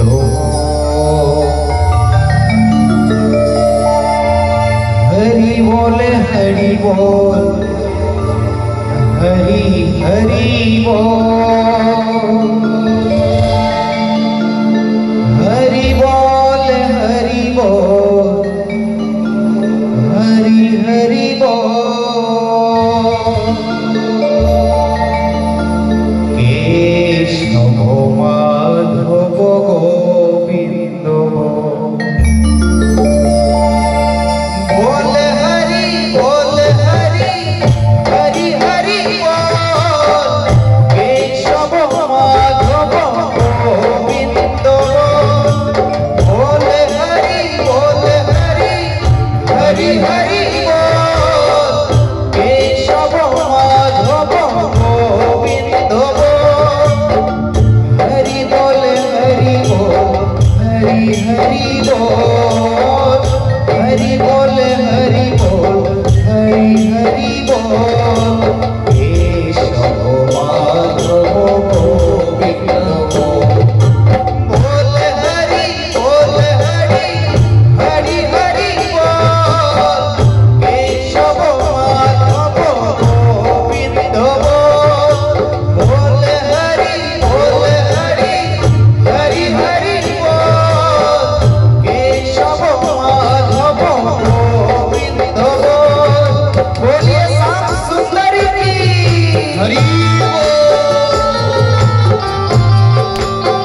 সবাই বলে একসাথে সবাই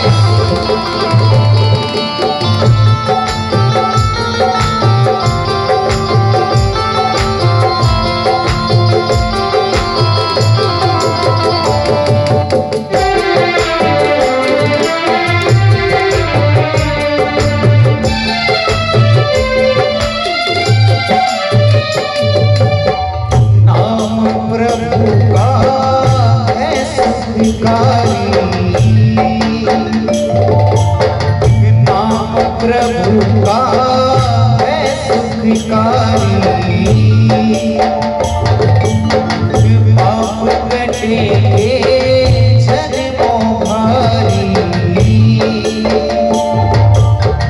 नाम का पीले अमृति घोल नाम का पीले अमृति घोल केशव माधव गोविंद बोल हरि हरि हरि बोल केशव माधव गोविंद बोल हरि हरि हरि बोल केशव माधव गोविंद हरि बोल हरि हरि बोल हरि बोल हरि हरि हरि बोल केशव माधव गोविंद बोल हरि हरि हरि बोल केशव माधव गोविंद बोल हरि हरि हरि बोल केशव माधव गोविंद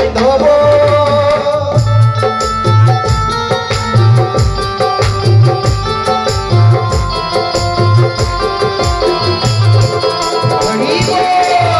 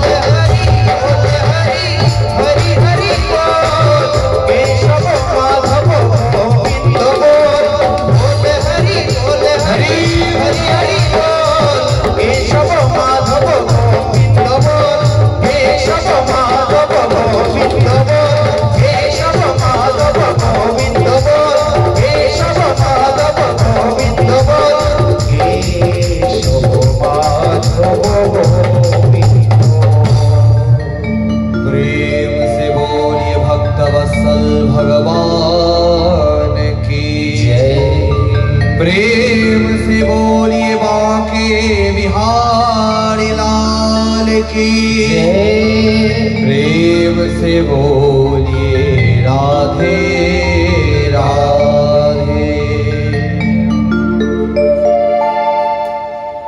तो কি হলো, খুব মন দিয়ে শ্রবণ করুন।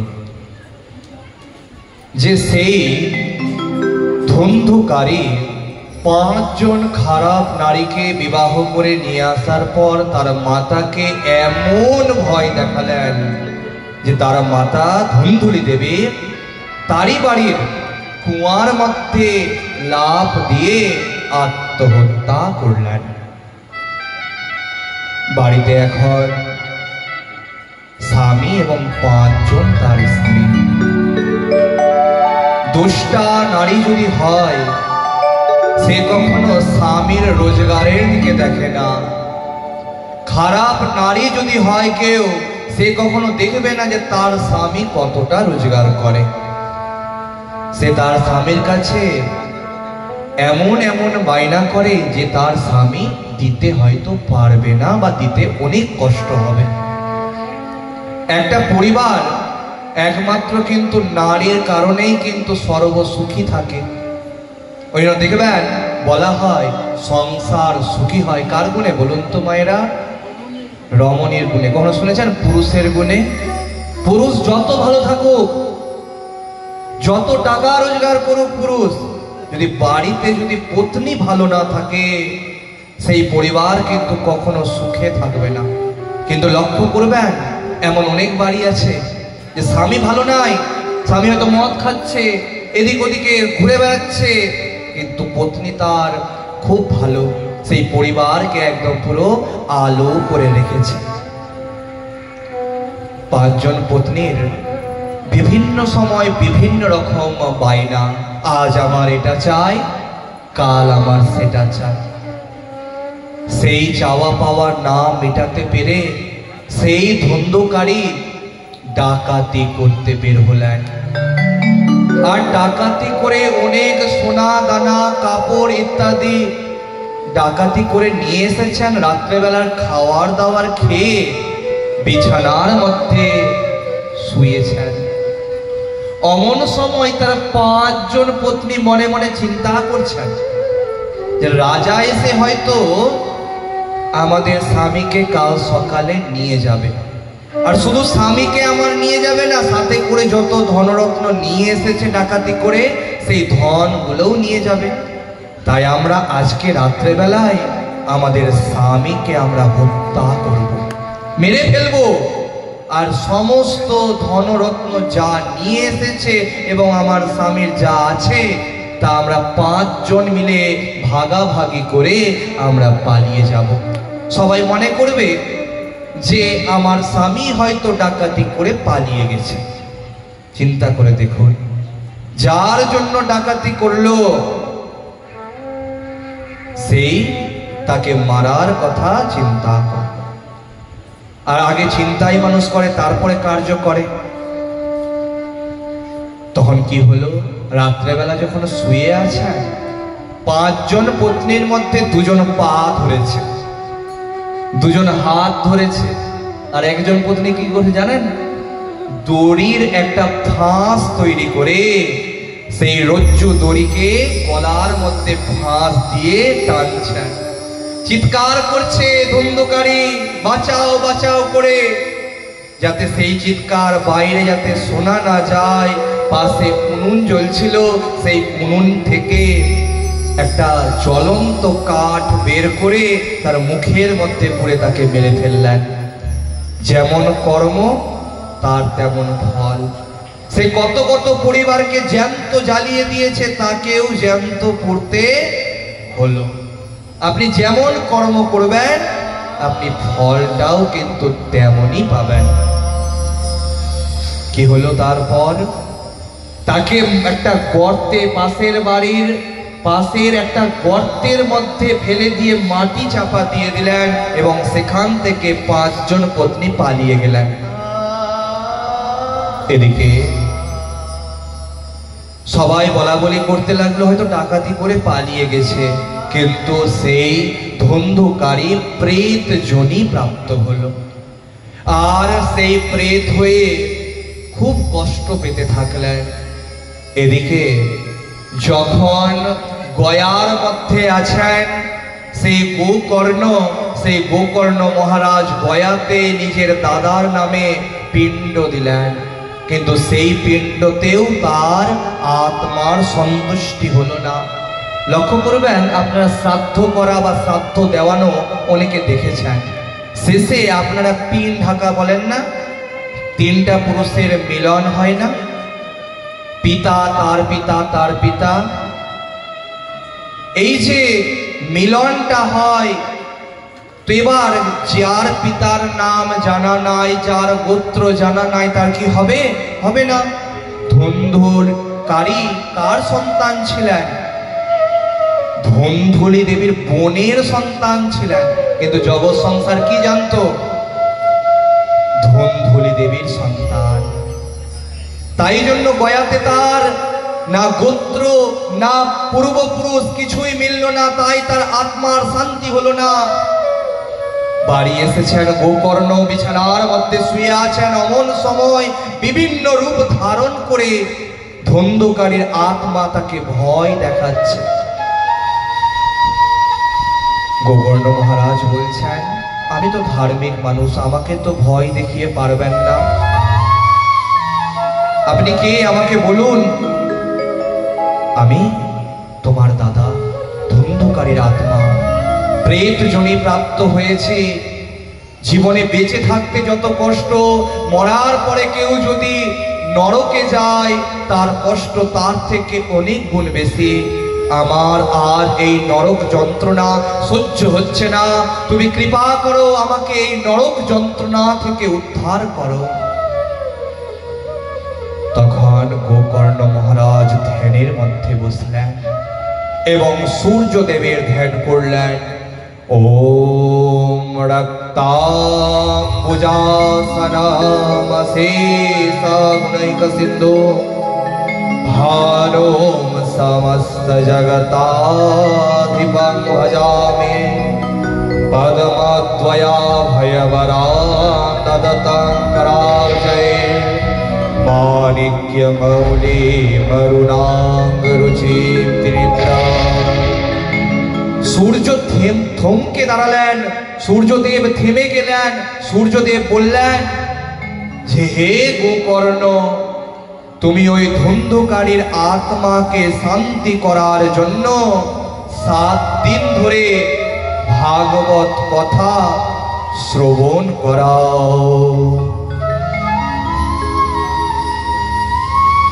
ওম শ্রীমদ্ভাগবতান্মুক্তিঃ সপ্তাহং বাচনং কুরু। 7 দিন যদি ভাগবত পাঠ গোকর্ণের মুখ দ্বারা ধুন্ধুকারী শ্রবণ করে, সেই ধুন্ধুকারীর আত্মা প্রেত যোনি থেকে বৈকুণ্ঠ ধাম গমন করবে। গোকর্ণ মহারাজ গঙ্গা নদী তীরে বিশাল বড় আসর করলেন ভাগবত পাঠের, 7 দিন ভাগবত পাঠের। আর সেই আসরে অনেক ভক্তগণ এসে উপস্থিত হলেন, সাথে সাথে ধুন্ধুকারীর আত্মাও এসে উপস্থিত হলেন। কিন্তু গঙ্গা নদীর তীরে এতটাই বায়ুর প্রবাহ যে ওই ধুন্ধুকারীর আত্মা সেখানে বসে থাকতে পারছে না, শ্রবণ করতে পারছে না। পাশে একটা বাঁশ পোতা ছিল, সেই বাঁশের মধ্যে 7টা পোড় ছিল বা গাঁট ছিল। লক্ষ্য করবেন, একটা বাঁশ তো আপনারা সবাই দেখেছেন তো মায়েরা, তো সেই বাঁশের মাঝে মাঝে কি থাকে? গাঁটগুলো থাকে না, যেখান থেকে কঞ্চিগুলো হয়। সেই 7টা গাঁট বিশিষ্ট বাঁশের মধ্যের ফুটো দিয়ে প্রবেশ করলো ধুন্ধুকারীর আত্মা। একদিন করে পাঠ হচ্ছে, এক একটা পোরগুলো ফেটে ফেটে যাচ্ছে, নিচ থেকে উপর অবধি আস্তে আস্তে একদিন পাঠ শ্রবণ করে ফেটে ফেটে গেল। শেষের দিন অন্তিম দিন বাসটা এইভাবে চৌচির হয়ে গেল। সেখান থেকে ধুন্ধুকারীর আত্মা এখন সগুণে এসে প্রবেশ করেছে। ভগবানের মতন দেখতে মনে হচ্ছে কাকে? ধুন্ধুকারীর আত্মাকে। সবাই দেখে প্রণাম করছে, ভগবান সাক্ষাৎ মনে হয় চলে এসেছে। শ্রবণ করুন যে একটা দুষ্ট আত্মাও ভাগবত কথা শ্রবণ করে ভগবান তুল্য প্রভাবশালী হয়ে যেতে পারে। বৈকুণ্ঠ থেকে একটাই মাত্র পুষ্পক রথ এলো, শুধুমাত্র ধুন্ধুকারীর আত্মার জন্য, আর কারো জন্য কিন্তু কোনো পুষ্পক রথ এলো না।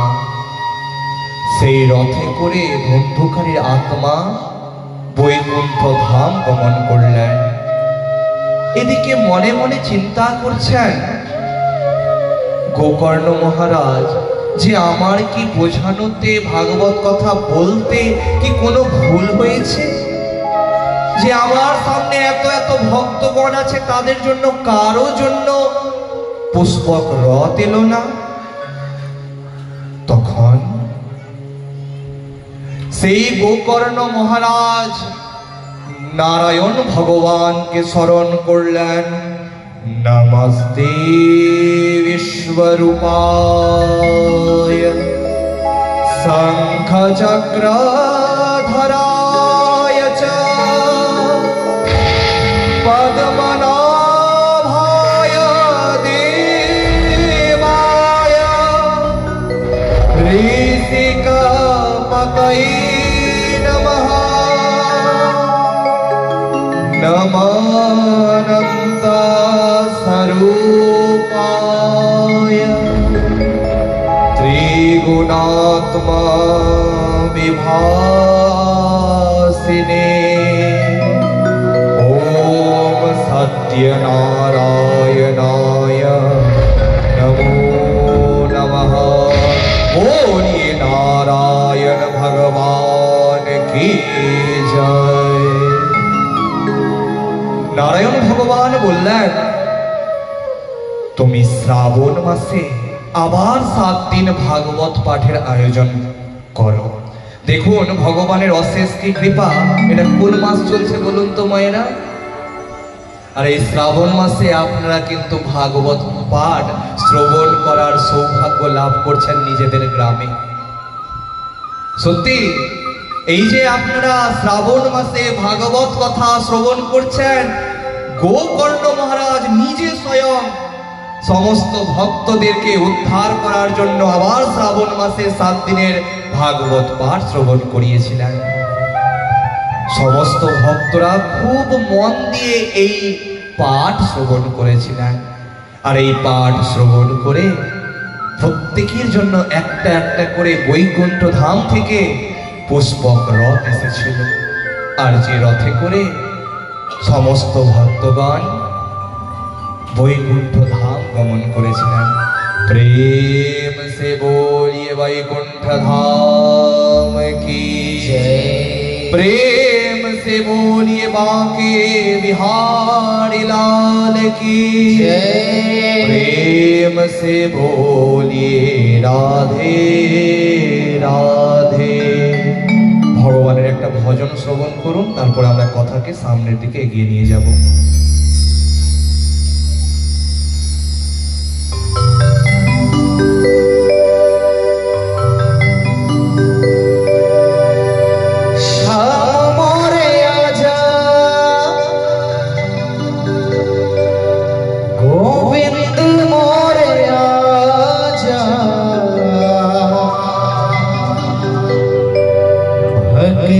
के राजा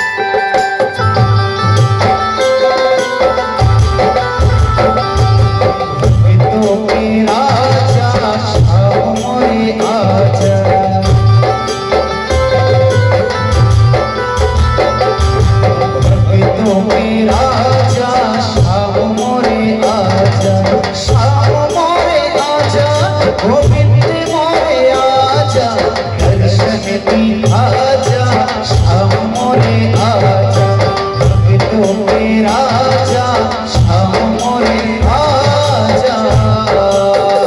बोलिए श्याम सुंदर की जय हो।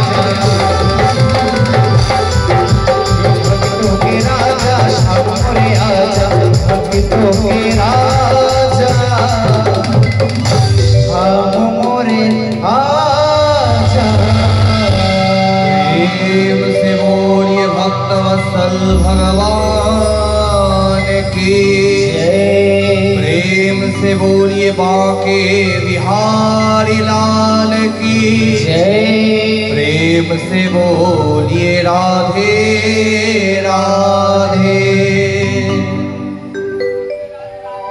শ্রী রাধে, আপনারা এখন শ্রবণ করতে চলেছেন সুখদেব বৃত্তান্ত। আপনারা খুব মন দিয়ে ভগবানের কথা শ্রবণ করুন। দেখুন, আমাদের হাতে মাত্র 3টা দিন সময়। এই পাঠের মধ্যে এত বৃত্তান্ত আছে, 7 দিনেও সম্পূর্ণ করা যায় না, শুধু ছুঁয়ে ছুঁয়ে ছুঁয়ে ছুঁয়ে যেতে হয়। তো আপনারা একটু মন দিয়ে পাঠটি শ্রবণ করুন। আমি যতটা পারবো আপনাদেরকে ভগবানের কথা শ্রবণ করানোর চেষ্টা করব। আপনারা কিন্তু মনটা দিয়ে শুনতে হবে আপনাদের। একদিন কৈলাস পর্বতে দেবাদিদেব মহাদেব যোগনিদ্রায় ধ্যান করছেন। অমন সময় নারদ মুনি এসে উপস্থিত হয়েছেন নারায়ণ নারায়ণ করে। দেখবেন আপনাদের বাড়িতেও কিন্তু সন্ধ্যার সময় অনেক নারদ মুনি আসে, আসে কি না? আসে না। কোনো কথা যদি বলে দেন তাকে, যার সম্পর্কে বললেন ও তার পরের বাড়িতে গিয়ে যার সম্পর্কে বলেছেন তাকে কিন্তু বলবে, আর তিলকে তাল করে বলবে। শুধু আপনি যেটা বলেছেন সেটা বলবে না, সাথে অনেক কিছু লাগিয়ে মাখন দিয়ে তারপরে বলবে, যাতে আপনার সাথে তার যাতে একদম এইরকম হয়ে যায়। আজকে এরকম আছে তো এইরকম করতে দারুণ পারে।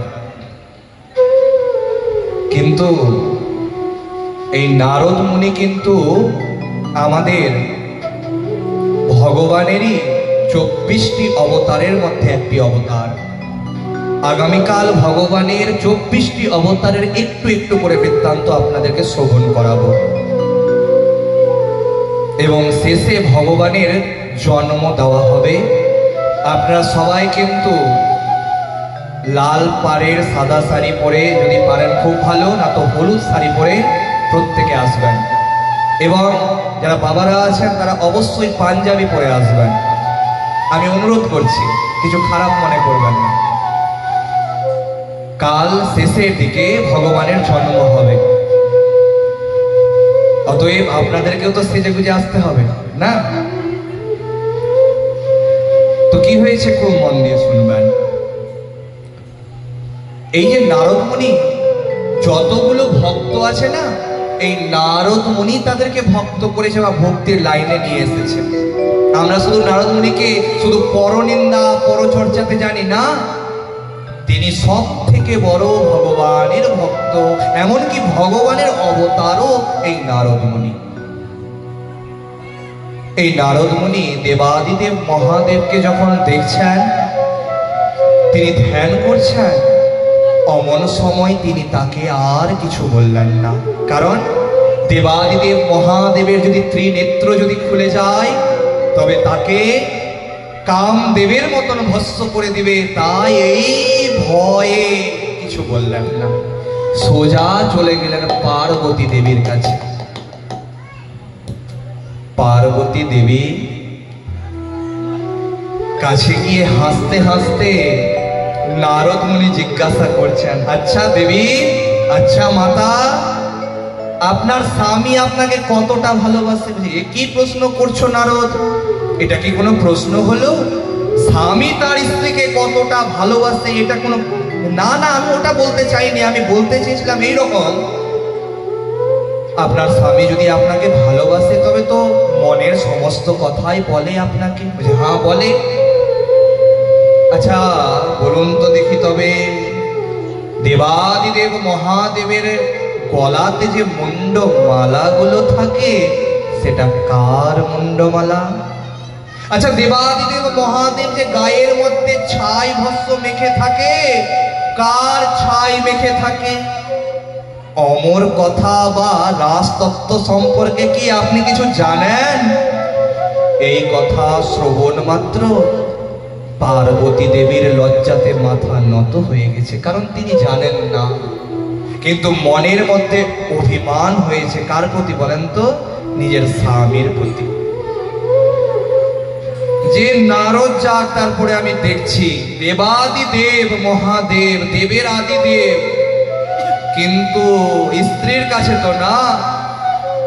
তিনি আর মহাদেব যখন ধ্যান থেকে উঠেছেন, পার্বতী দেবী আর কথা বলছেন না, অভিমান হয়েছে তার। দেখবেন মায়েরা আপনারাও করেন, যখন অভিমান হয় কিছু বলে দেয় আপনার স্বামী, না কথাই বলবো না, আমার জীবনটাই বেকার হয়ে গেছে, এখানে বিয়ে করেই আমার জীবনটা নষ্ট, করেন না? কথাই বলবো না আমি আর আমার স্বামীর সাথে। তারপরে অনেকক্ষণ যখন বলে কি হয়েছে বলো, কি হয়েছে বলো, তখন বলেন যে না না না এইটা জিনিস। ওই রকম পার্বতী দেবীকে বারংবার বলাতে পার্বতী দেবী বলছেন, আচ্ছা তোমার গলাতে যে মুন্ড মালাগুলো থাকে সেটা কার? তোমার? আমার? আমি তো বেঁচে আছি, আমার মুন্ডমালা তোমার গলাতে কেমন করে?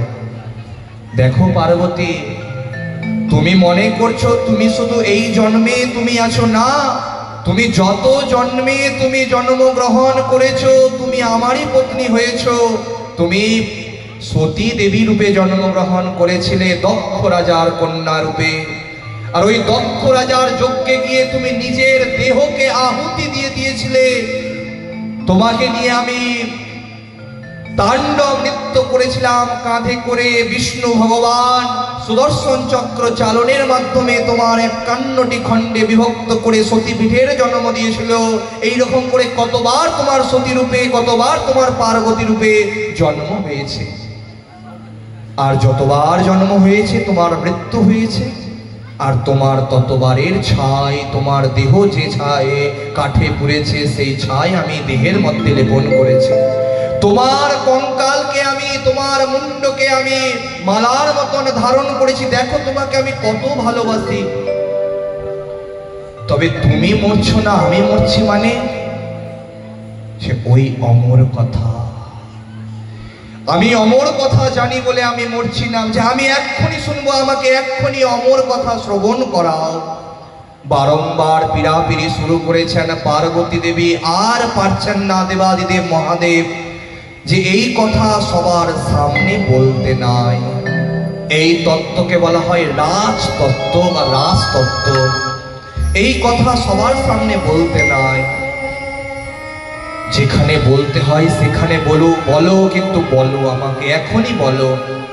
পার্বতী দেবীকে সাথে করে নিয়ে দেবাদিদেব মহাদেব অমরনাথ গুহাতে গিয়ে প্রবেশ করলেন। 3 বার করতালি এবং ত্রিশূল চালনের মাধ্যমে সমস্ত জীব জন্তু পশু পাখি সবাইকে সেই গুহা থেকে বের করলেন। গুহার দরজা বন্ধ করলেন। বাম পাশে পার্বতী দেবীকে বসিয়েছেন। এখানেও একটা জিনিস জানার আছে মায়েরা এবং বাবারা, আপনারা কখন আপনাদের স্বামীর বাম পাশে বসবেন আর আপনারা কখন আপনার স্বামীর ডান পাশে বসবেন। দেখবেন আপনাদের যখন বিবাহ হয়েছিল বা বিবাহ দিতে যখন কাউকে দেখবেন, যতক্ষণ পর্যন্ত সিঁদুর দান হয়নি, খই আগুনের মধ্যে পড়েনি, যজ্ঞের মধ্যে পড়েনি, ততক্ষণ সেই স্ত্রী কিন্তু ডান পাশে বসে। তারপরে নাপিত মশাইকে দিয়ে পিঢ়া অদল বদল করানো হয়, তারপরে বাম পাশে এসে পত্নী বসে। যদি আপনার বাড়িতে হোম হয়, যজ্ঞ হয়, তবে কিন্তু আপনাকে ডান পাশেই বসতে হবে, বাম পাশে কিন্তু বসা যাবে না। কিন্তু পুজো যখন হবে, সত্যনারায়ণ পুজো হচ্ছে আপনার বাড়িতে বা আর অন্য কোনো পুজো হচ্ছে, উচিত কিন্তু স্বামী স্ত্রী দুজনকেই কিন্তু বসা, আর তখন বসতে হবে বাম পাশে। পার্বতী দেবীকে বাম পাশে বসিয়েছেন। হে পার্বতী, এই কথা শ্রবণ করতে করতে তোমার কিন্তু নিদ্রা আসতে পারে, ঘুম আসতে পারে। সেই জন্য তুমি মাঝে মাঝে হুঙ্কার দেবে, হুঁপতি হুঁপতি এই কথা বলবে। আমি ওই জন্য পাঠের শুরুতেই বলেছিলাম, দেখবেন যে শ্রোতা কিন্তু 3 প্রকার, আর 3 প্রকার শ্রোতাই কিন্তু পাঠের আসরে থাকবে, কীর্তনের আসরের মধ্যে থাকবে। 1 নম্বর হচ্ছে সারদা, যে নিজেও শুনবে না, অন্য কাউকে শ্রবণ করতে দিবে না। কিন্তু আমি যতক্ষণ থেকে দর্শন করছি আপনারা কিন্তু খুব মন দিয়ে শ্রবণ করছেন। আমি কথা বলতে কিন্তু কাউকে এখন পর্যন্ত দেখছি না। দ্বিতীয় হচ্ছে শ্রোতা, শ্রবণ করতে করতে যারা ঘুমিয়ে পড়ে। আমি ঘুমাতেও এখন পর্যন্ত কাউকে দেখছি না, কিন্তু এখানে ঘুম আসতে পারে অনেকে।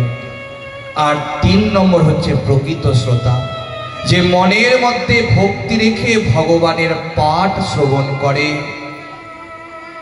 তিনি হচ্ছেন প্রকৃত শ্রোতা। এদিকে কি হলো খুব মন দিয়ে শুনুন। দেবাদিদেব মহাদেব রাজতত্ত্ব শুরু করলেন বলতে। আর কিছুক্ষণ বলার পর পার্বতী দেবী কিন্তু ঘুমিয়ে পড়লেন। কিন্তু হুঁপতি এই আওয়াজ হতে আছে। তাই জন্য দেবাদিদেব মহাদেব কিন্তু এই কথা বলতেই আছেন।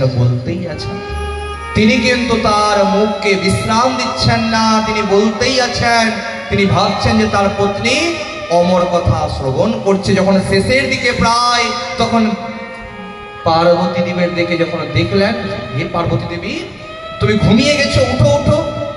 না, চোখ লেগে গেছিল। দেখবেন আমরা কি বলি ঘুমাতে গেলে, চোখ লেগে গেছে, বলবে না যে ঘুমিয়ে গেছিলাম। না, আবার শোনাও, তুমি তো আমারই স্বামী, আবার শোনাও।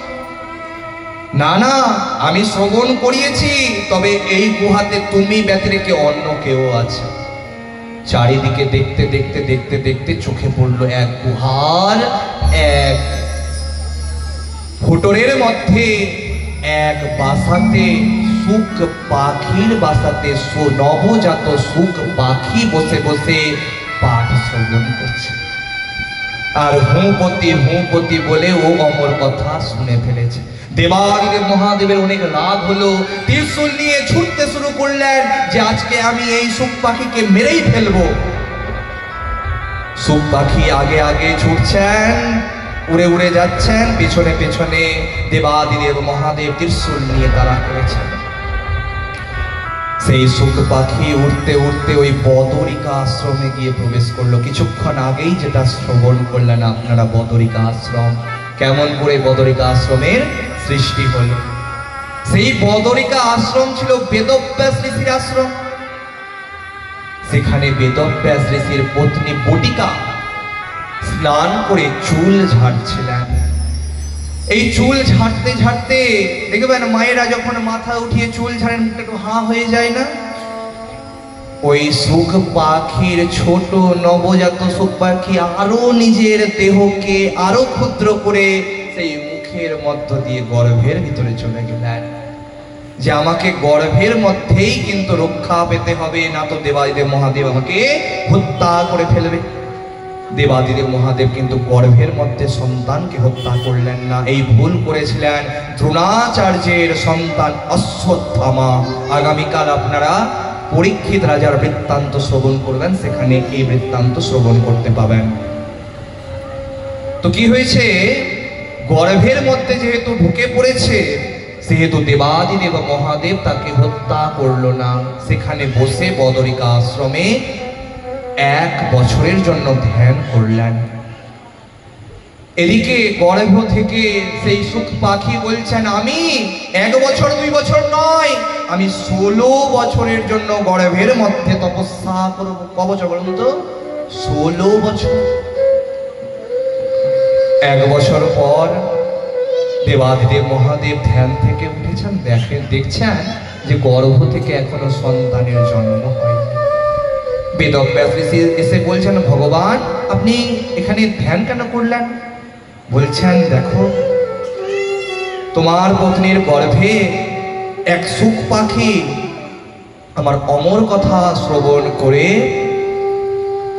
তোমার পত্নীর গর্ভে প্রবেশ করেছে, আমি তাকে হত্যা করবই। আচ্ছা, আপনি একটু ভেবে দেখেছেন কি বলছেন আপনি? যে সুখ পাখি একবার অমর কথা শ্রবণ করে ফেলেছে, সে তো এমনিতেই ও অমর হয়ে গেছে, তাকে মারবেন কেমন করে? দেবাদিদেব মহাদেবের মাথাতে হাত, বলছেন যে আমি চিন্তাই করিনি। এখান থেকেও শিক্ষা আছে মায়েরা এবং বাবারা, কখনো রাগের বশে ক্রোধের বশে কাউকে কোনো কথা বলবেন না, কারণ ক্রোধের বশে আপনার মুখ থেকে কি বের হয়ে কার গায়ে গিয়ে লেগে যাবে আপনি চিন্তাও করতে পারবেন না। পরবর্তী সময়ে আপনার খুব দুঃখ হবে, এই কথা বলাটা আমার উচিত হয়নি। সেই জন্য আমি ওর সঙ্গে কথা বলছি না, ওই জন্য রাগের বশে বা রাগের কারণে কাউকে কিছু বলবেন না। এদিকে দীর্ঘ 12 বছর হয়ে গেছে, কিন্তু গর্ভ থেকে সেই সুখদেবের আবির্ভাব হচ্ছে না। বেদব্যাস ঋষি বললেন, হে সুখদেব, তোমার মাতা আর কষ্ট সহ্য করতে পারছে না, দুঃখ সহ্য করতে পারছে না, খুব কষ্ট হচ্ছে, তুমি তোমার মাকে কষ্ট থেকে মুক্তি প্রদান করো, তুমি গর্ভ থেকে বের হও। সুখদেব গর্ভ থেকে বের হলেন 16 বছরের যুবক রূপে। তার নাভির সাথে একটা নাড়ার সংযোগ ছিল। তার নাভির সাথে একটা নাড়ার সংযোগ ছিল মার। দেখবেন নাভির সাথে মার কি থাকে? নাড়ার সংযোগ থাকে না? সেই নাড়াকে পাথরের সঙ্গে পাথর দিয়ে কেটে আর পৈতার মতন করে ধারণ করলেন কে? সেই সুখদেব। আর ছুটতে শুরু করলেন, ছুটতে শুরু করলেন। এদিকে হা পুত্র বলে ডাকছেন বেদব্যাস, কিন্তু কোনো মতে সেই সুখদেব তার কথা শ্রবণ করছেন না। রাস্তায় যেতে যেতে, পথে যেতে যেতে একটা সরোবর এলো। সেই সরোবরে অনেকে স্নান করছিল মায়েরা, কিন্তু যখন 16 বছরের যুবক যখন চলে যাচ্ছে কেউ লজ্জা পেল না তাকে দেখে, কিন্তু 70 বছরের বৃদ্ধ বেদব্যাস যখন চলে যাচ্ছে তাকে দেখে সবাই লজ্জা পেল। জিজ্ঞাসা করলেন, মায়েরা আপনারা আমাকে দেখে লজ্জা পেলেন, আমার সন্তান উলঙ্গ অবস্থায় কেন তাকে দেখে তো লজ্জা পেলেন না?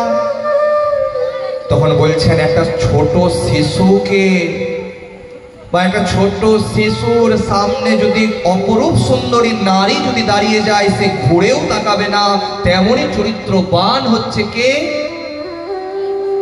সেই সুখদেব। যখন রাবণ হত্যা হয়ে গেছে, রাবণ নিধন হয়ে গেছে, রাবণের পুত্রের নাম ছিল মন্দোদরী। এই মন্দোদরীর মানে জন্মেরও আবার বৃত্তান্ত দারুণ, জানেন? একবার রাবণ তপস্যা করে চেয়ে নিলেন দেবাদিদেব মহাদেবের কাছে পার্বতী দেবীকে পত্নী রূপে পাওয়ার জন্য। পার্বতী দেবী শুনে অনেক রেগে গেলেন। পাশ দিয়ে একটা ব্যাঙ লাফিয়ে লাফিয়ে যাচ্ছিল, জানেন? ওই ব্যাঙটাকে একটা নারী রূপ ধারণ করালেন আর বললেন, তুমি সরোবরের পাশে দাঁড়িয়ে থাকো। যখন রাবণ যাবে মনে করবে যে এটাই পার্বতী আছে। ওই ব্যাঙটা অপরূপ সুন্দর নারী রূপে, তারই নাম হচ্ছে মন্দোদরী। ওই মন্দোদরীর সাথে রাবণ কিন্তু বিবাহ করেছিলেন। মন্দোদরী খুব প্রভু ভক্ত ছিলেন। মন্দোদরী সবসময় রাবণকে ভালো পরামর্শ দিতেন। এই মন্দোদরী যখন তার স্বামী মারা গেছে, সে তখন দেখতে গেছে যে কোন বনবাসী আমার স্বামীর মতন বলবানকে মারতে পারলো। যখন সূর্যের আলোতে মন্দোদরীর ছায়াটা শ্রীরামচন্দ্র ভগবানের দেহে এসে পড়েছে, রামচন্দ্র ভগবান সেখান থেকে উঠে সরে গেছে, যে পর স্ত্রীর গায়ের ছায়াটাও পর্যন্ত যাতে আমার গায়ে না পড়ে। এই হচ্ছে চরিত্রবান পুরুষ। ওই জন্য ভগবানকে পুরুষোত্তম ভগবান বলা হয়। কি হলো না, এই সুখদেব চলে গেলেন বনের মধ্যে, গাছের উপরে বসে তপস্যা করছেন। এদিকে মনের দুঃখে বেদব্যাস ঋষি ভোরের সময়ে বসে আছেন নিজের আশ্রমে। আশ্রমে বসে বসে ভগবানের কথা চিন্তা করছেন। অমন সময় নারদ মুনি এসে উপস্থিত হলেন। নারদ মুনি বললেন, কি ব্যাপার বেদব্যাস, তোমাকে এত কষ্টের, এত দুঃখের কেন মনে হচ্ছে? তুমি জগৎ সংসারের মানুষের দুঃখকে ত্রাণ করার একটি পুরাণ রচনা করো, যার নাম হবে ভাগবত মহাপুরাণ। সবাই ঘোমটা নিয়ে বসবেন, মায়েরা সবাই সবাই প্রণাম করবেন। ভগবানের স্বরূপের বর্ণনা হচ্ছে এই শ্লোকের মাধ্যমে। প্রণাম করে সবাই। সচ্চিদানন্দ রূপায় বিশ্বোৎপত্ত্যাদি হেতবে তাপত্রয় বিনাশায় শ্রীকৃষ্ণায় বয়ং নমঃ।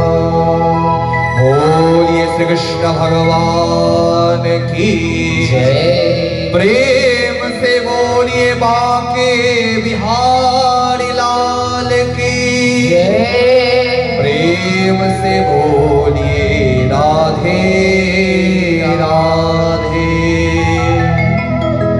भगवान কেমন? সৎ চিত এবং আনন্দ ঘন শ্যাম হচ্ছেন ভগবান। ভগবান আমাদের ত্রিতাপ জ্বালা আধ্যাত্মিক, আদি দৈবিক আর আদি ভৌতিক এই দুঃখ থেকে ত্রাণ করেন এবং ভগবান সব সময় আনন্দিত থাকেন, সুখে থাকেন। তাই আমরা ভগবানকে নমস্কার করছি, প্রণাম করছি। এই শ্লোকগুলি শিখিয়ে দিয়ে সেই বেদব্যাস ঋষি তার শিষ্যদেরকে পাঠিয়ে দিলেন বনের মধ্যে, যাও আর তোমরা যাবা যে এই শ্লোকগুলো শ্রুতি আকারে বলবা, কারণ যাতে সেই সুখদেব যাতে এই শ্লোকগুলো শুনতে পায়। গাছের উপর থেকে সেই শ্লোক শ্রবণ করে চলে এসেছে। এত সুন্দর শ্লোক কে রচনা করলো? তাড়াতাড়ি বলো, তাড়াতাড়ি বলো। তোমারই পিতা রচনা করেছে, যাও তোমার পিতার কাছ থেকে এই কথা শ্রবণ করে আসো। তখন সুখদেব বেদব্যাস ঋষির কাছে গেলেন ভাগবত কথা শ্রবণ করার জন্য। বেদব্যাস ঋষি বললেন, হে সুখদেব, তোমাকে যে শিক্ষা দিলাম, একটা রাজার এমন পরিস্থিতি হবে তার হাতে মাত্র 7টা দিন সময় থাকবে, আর ওই 7 দিনের মধ্যে তোমাকে এই ভাগবত কথা শ্রবণ করিয়ে তাকে উদ্ধার করতে হবে। प्रेम से बोलिए परीक्षित राजन की जय। प्रेम से बोलिए बांके बिहारी लाल की जय। प्रेम से बोलिए राधे राधे। সবাই এবার দাঁড়িয়ে যাবেন। আপনারা কিছু মন্ত্র আপনাদেরকে বলতে হবে।